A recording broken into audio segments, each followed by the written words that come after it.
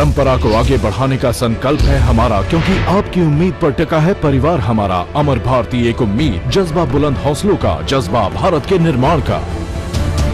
धर्मोपदेश श्रवण की पात्रता कुछ दोषों से दूर होने के बाद आती है, और यदि भगवत गीता आदि की भाषा में अपन बात करें तो तामसिकता से हटना होता है और राजसिकता से भी हटना होता है। तब सात्विक बनने के बाद धर्म की बात हृदय तक जाती है। अभी व्यसन मुक्ति की चर्चा चली है। आचार विचार, आहार विहार, इन सब को ठीक कर लेने के बाद व्यवहार सुधर जाता है। आचार शुद्धि के लिए व्यसन मुक्ति, और व्यसन मुक्ति की दो स्थितियां थी। एक तो वो लोग व्यसन कर रहे हैं जो बचपन से कर रहे हैं, किशोरावस्था से कर रहे हैं, टीनेजर्स थे तब से कर रहे हैं, और दूसरे वो हैं जो 19 की उम्र में या उसके पश्चात व्यसनों के शिकार बन गए। उसका कारण संगति तो था ही, लेकिन संगति के साथ साथ कुछ शरीर की स्थिति भी थी जिसमें रासायनिक असंतुलन था।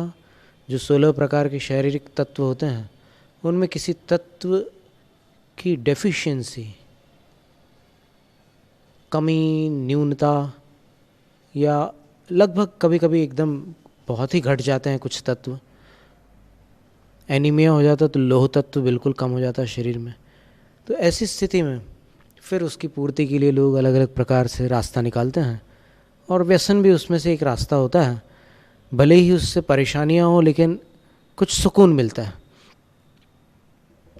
तो ऐसे लोगों को रोगी माना जाता है। तो वो रासायनिक कमी की पूर्ति के लिए व्यसन करते हैं, और दूसरे वो थे पहले वाले कि जो शौकिया है। तो व्यसन मुक्ति संकल्प शक्ति से भी हो सकती है और फिर औषध के प्रयोग से भी हो सकती है, और फिर विचार शुद्धि के लिए सत्संगति बड़ा महत्वपूर्ण कार्य करती है। सत्संगति न मिले तो फिर कुछ ऐसी सुंदर पुस्तकें भी होती हैं, अच्छी किताबें भी बहुत अच्छा असर डालती है मन पर। कोई ऐसा दृष्टांत या कोई ऐसी घटना या कोई ऐसा नाटक या कोई ऐसा चलचित्र बच्चे के जीवन को बदल सकता है, या कोमल हृदय मनुष्य के विचारों को एक नई दिशा दे सकता है।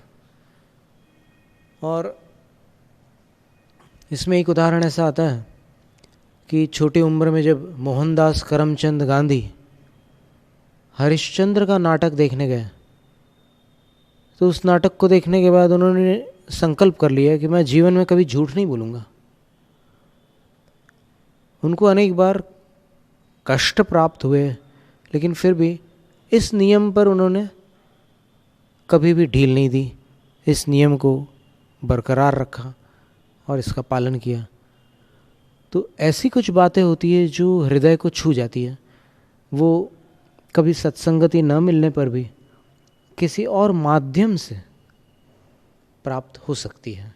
कोशिश ये की जा सकती है कि सत्संग करें, और यदि वैसा संभव न हो तो फिर सुंदर पुस्तकों का स्वाध्याय कर सकते हैं, अध्ययन कर सकते हैं, पठन कर सकते हैं, और कुछ जो मीडिया के माध्यम से अच्छे अच्छे विचार मिलते हैं सुनने, कभी कुछ लिखित रूप में मिल जाते हैं टेलीविज़न स्क्रीन पर, और कभी ऑडियो के रूप में कोई चीज़ मिल जाती है, तो उसका भी संकलन करके कभी उदासी के समय या प्रतिकूलता के समय उसको पढ़कर मन को हल्का किया जा सकता है।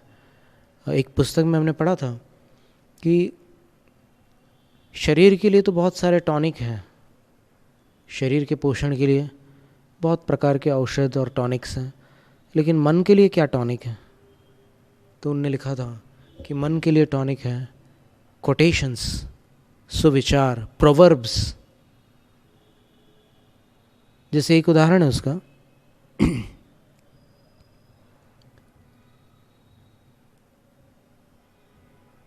हम खुद बोला करते हैं जवानी की लत बुढ़ापे में रुलाती है। ये एक ऐसा एक वाक्य बन गया कि जो याद रखा जा सकता है। इसी तरह जबलपुर वालों ने एक बार एक स्टिकर निकाला था कहीं, और उस स्टिकर को किसी दुकान पर लगा दिया था लोगों ने। उसमें लिखा था कि एक पल का गुस्सा आपकी ज़िंदगी को बर्बाद कर सकता है। अब इस वाक्य में शब्द तो गिने चुने हैं, लेकिन इसका असर बड़ा गहरा है। तो इससे क्या होता है कि विचार शुद्धि होती है।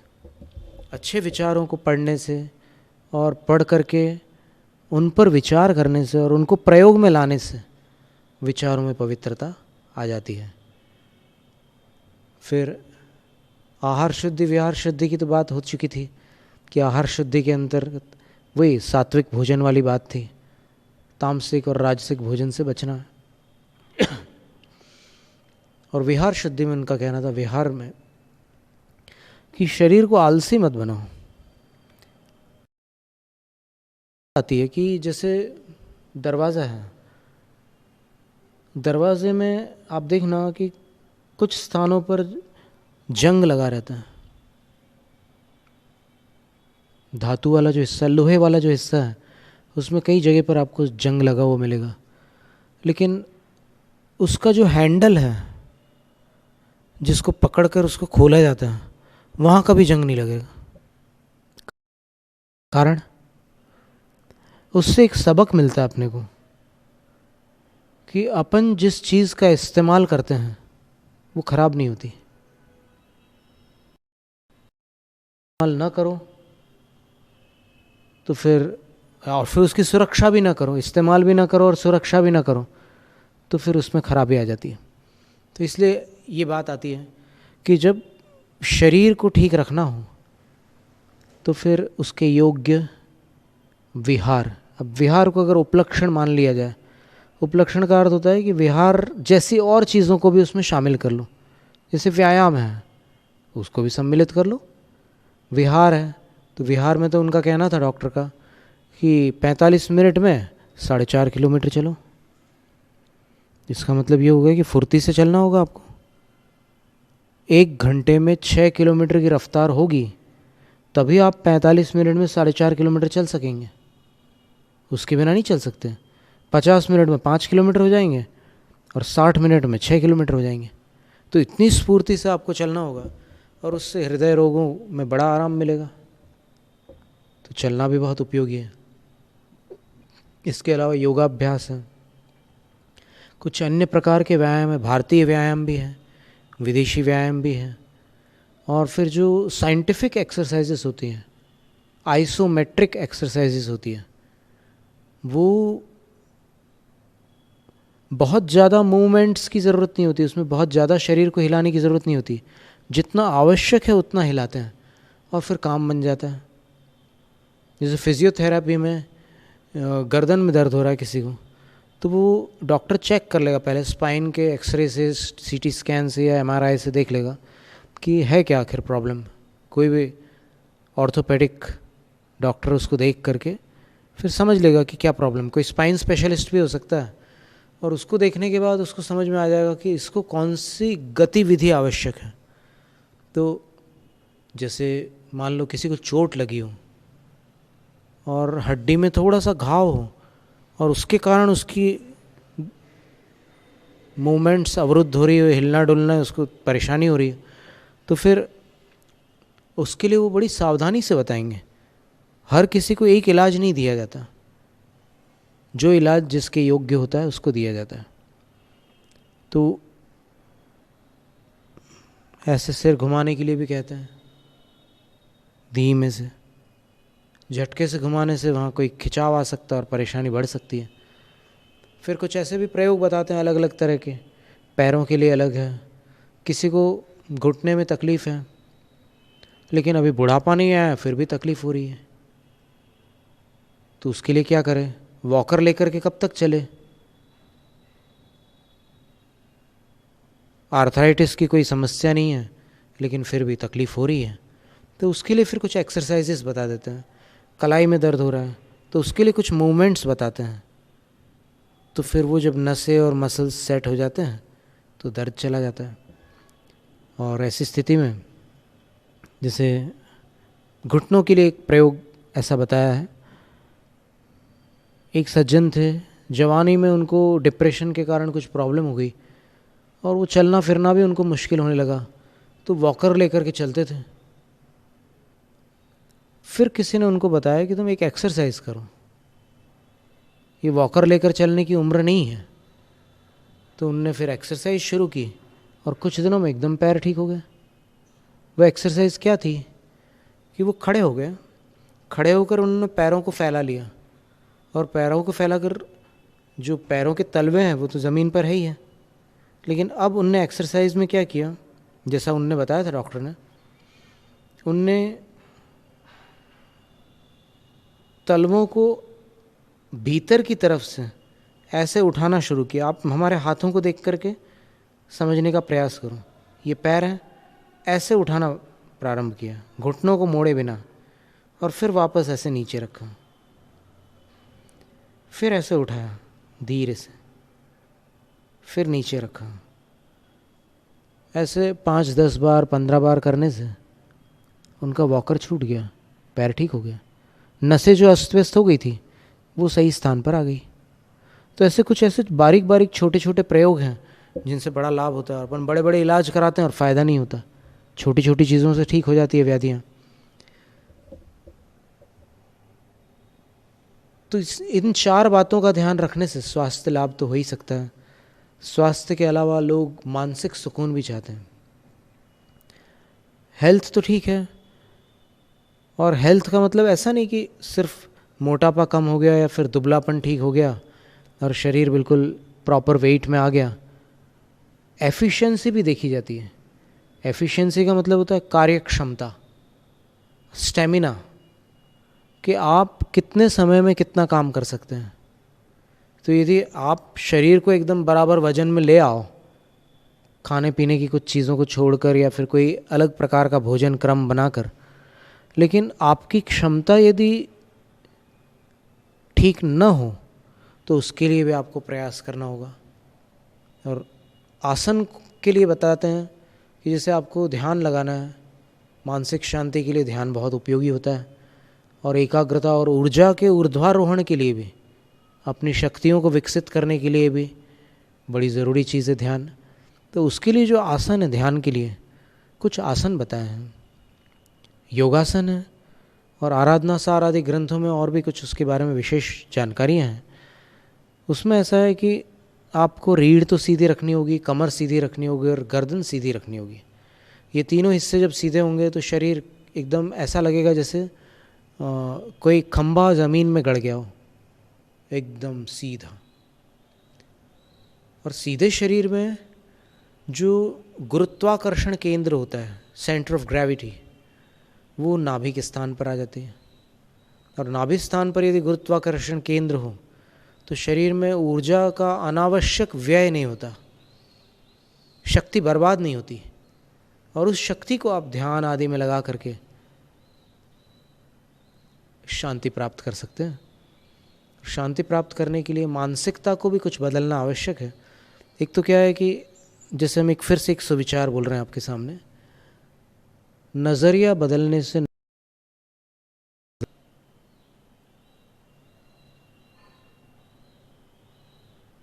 नज़र तो सबके पास है, नज़र से देखने का जो ढंग है उसको नज़रिया कहते हैं।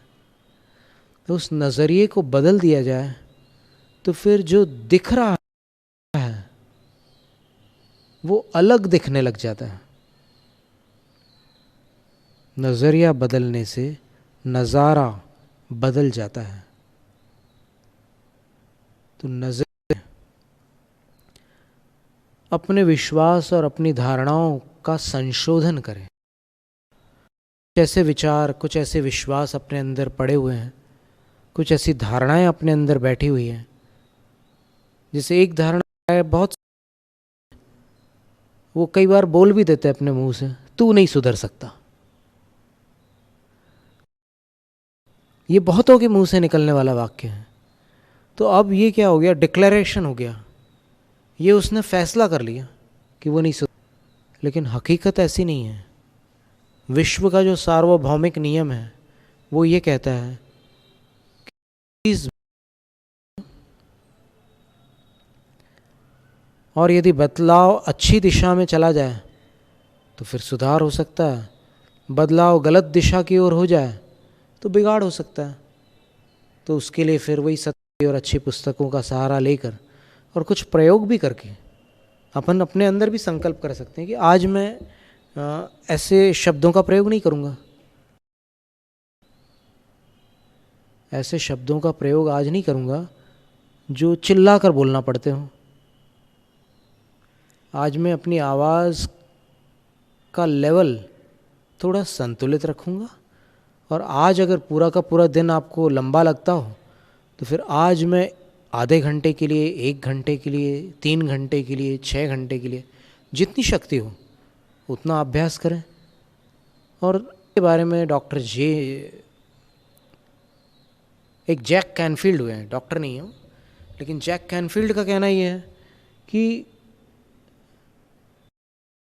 30 दिन में किसी भी आदत को जीता जा सकता है। 30 दिन में। कैसे? होश में रहकर। अब आदत ऐसी चीज़ है कि वो होश क्या और बेहोशी क्या, जब उसका दौर आता है तो फिर होश रहता ही नहीं है, उसका तो नाम आदत। अब क्या करना है कि थोड़ा सावधान रहने का प्रयत्न करना है और सावधानी से फिर बहुत सारे काम हो जाते हैं। जैसे मार्शल आर्ट्स में भी बहुत सारी चीज़ें सिखलाते हैं, कैसे सतर्क रहना है, और उसमें लगन होने के कारण व्यक्ति सीख भी लेता है। तो इसलिए पहले तो लगन पैदा करनी होगी, काम करना है, इसको गेम बना सकते हैं। जी कृष्णमूर्ति बोलते थे कि कोई काम करना है आपको, साधना करनी है मान लो आपको, या फिर अपने ईगो, अपने अहंकार को विलीन करना है, तो फिर आप इसको गेम बना दो कि मैं कितनी बार उसमें हार गया और कितनी बार मैं सावधान हो गया। इसमें अगर आप रुचि से आगे बढ़ेंगे तो कुछ दिनों के बाद ऐसा होगा कि आप अधिक सावधान। इसका एक उदाहरण जिनेंद्र वर्णी जी ने दिया कि एक व्यक्ति को गाली देने की आदत है, बात बात में उसके मुंह से वही शब्द निकलता है। तो अब क्या, वो विचार कर लेता पहले कि ये बुरी आदत है, मुझे शोभा नहीं देती, वो अपने लिए शोभा नहीं देती, इसलिए मैं इसको जीतूंगा। अब देखिए, ये उसका खुद का संकल्प हो गया। किसी के दबाव में अगर त्याग और नियम लिया जाता है तो वो एक प्रकार से गाड़ी को धक्का मारने के समान है। जब तक ठीक नहीं होगा तब तक धक्का मारकर गाड़ी कहाँ तक जाएगी। इंजन ठीक करने की बात है। तो अगर अपनी रुचि और अपना संकल्प दृढ़ हो जाए तो फिर काम और अच्छे से बन सकता है। हम ये नहीं कह रहे हैं कि प्रेरणा से कुछ नहीं होता, प्रेरणा से बहुत कुछ होता है, लेकिन प्रेरणा हमेशा काम नहीं कर पाती, कुछ सीमा तक काम करती, उस पर खड़े होकर चलना होता है। गुरु उंगली पकड़ कर चलाते हैं लेकिन बाद में उंगली छोड़ करके कब तक मेरे भरोसे चलेगा। तो उसको भी एक प्रक्रिया बना करके सावधान रहने की एक आदत डालना है। जैनम जयतु शासनम, जैनम जयतु शासनम, जयतु शासनम।